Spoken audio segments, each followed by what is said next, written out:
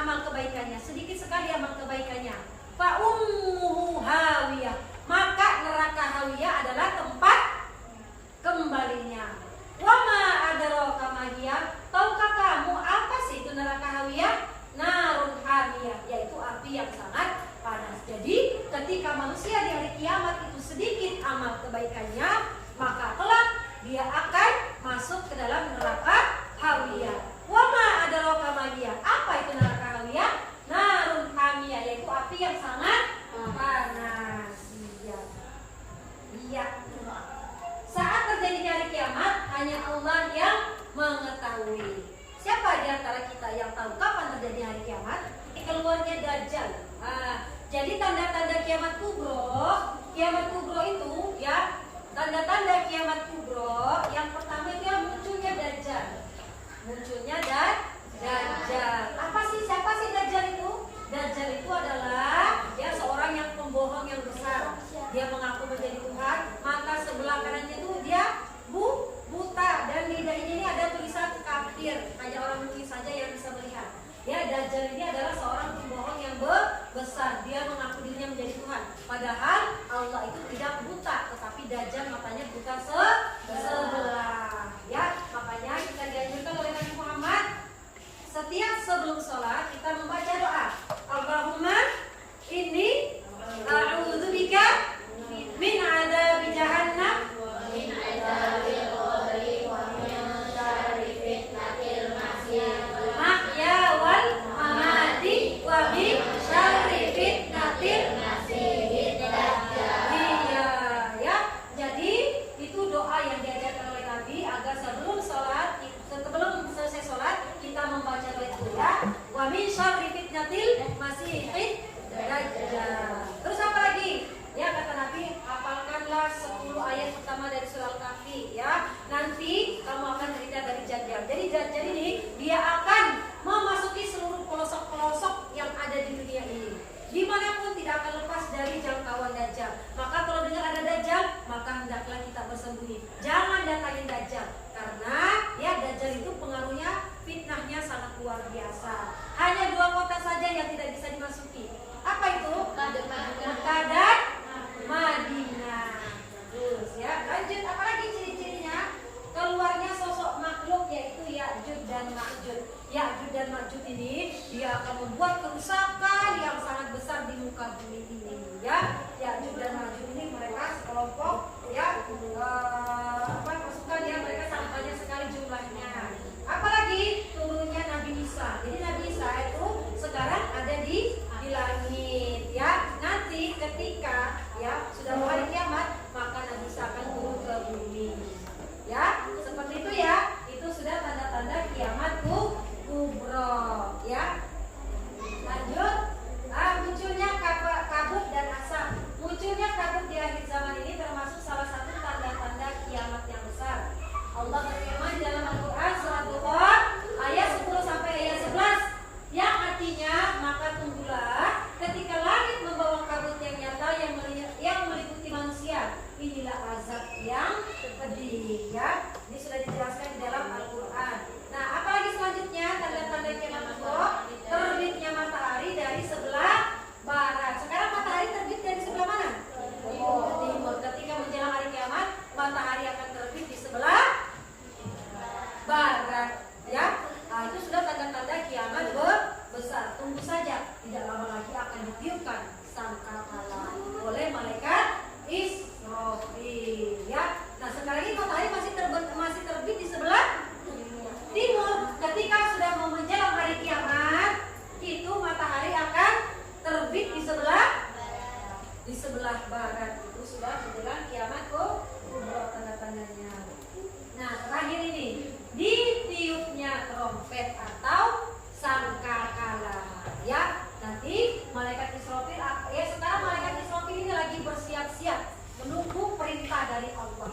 Kapan Allah memerintahkan ditiup sangkakala, maka ketika itu terjadilah hari kiamat ya. Tidak lagi diterima taubat ketika sudah matahari terbit di sebelah barat. Itu sudah tanda-tanda kiamat kubro. Sekarang tanda-tanda kiamat kecil sudah terlihat nyata. Yang tadi saya sudah sampaikan. Ya, kematian, berakhirnya kehidupan manusia, tsunami. Apalagi tadi Naufal, apalagi tanda kiamat kubro?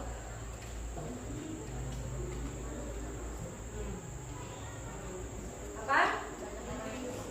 Ya, banyak orang yang